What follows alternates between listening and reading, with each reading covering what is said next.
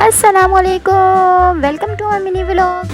हाँ भाई, मैं इसलिए तैयार हो रही हूँ क्योंकि मेरे नाना ने कहा है कि सकीना जल्दी से रेडी हो जाओ और रेडी होकर चलो मेरे साथ सर्कस देखने। है भाई, सर्कस को उर्दू में क्या, अगर आपको पता हो तो आप ज़रूर कमेंट्स बॉक्स में बताइएगा।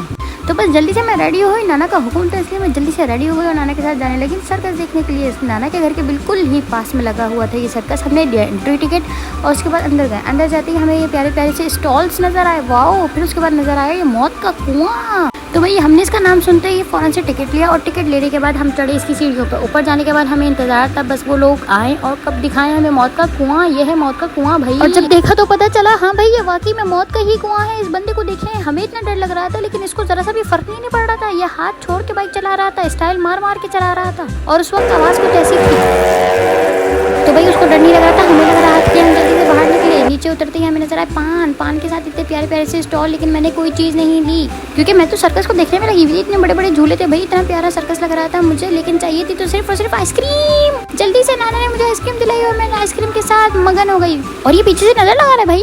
उसके बाद नाना ने मुझे बिठाई झूलों पे, लेकिन मुझे बिल्कुल भी मज़ा नहीं आया। मैं बहुत डर रही थी क्योंकि साइड में कोई सपोर्ट ही नहीं थी भाई। बड़े बच्चों का झूला था, नाना मुझे बिठा रहे थे तो बस मैं नहीं बैठी। इसके बाद हम जब थोड़ा सा आगे बढ़े तो हमें नजर आए चिड़ियाघर। हमने चिड़ियाघर के टिकट लिए, अंदर गए तो हमने बोला अबे भाई हमने तो पैसे ज़ाया कर दिए क्योंकि अंदर बस एक नॉर्मल सी बिल्ली को जब मैंने देखा भाई ये नॉर्मल बिल्ली तो बाहर भी होती है। भाई हम फौरन वहाँ से निकल गए क्योंकि हमें बिल्कुल मज़ा नहीं आया। और भाई ये पानी के अंदर क्या चीज़ है हमें तो नहीं समझ आ रहा है। अगर आप लोगों को पता हो तो इसके बारे में भी कमेंट बॉक्स में बताइएगा। ये सांप था लेकिन इसकी शक्ल बिल्कुल इंसानों वाली थी भाई, ऐसा कैसे हो सकता है। बस हम यकीन ही नहीं आया। बस हम आगे बढ़ते गए हम इस सर्कस में आए।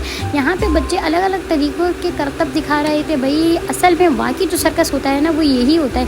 यहाँ पे लड़का भाई 6 बॉलों को एक साथ उछाल रहा था, यकीन ही नहीं आ रहा था भाई। उसके बाद लेकर आ गया था ये स्टिक है। उसके बाद ये लड़की दोबारा से आ गई और भाई ये इतने मज़े के करतब दिखा रही थी ना कि बस दिल चाह रहा था कि इसी को देख कर आए।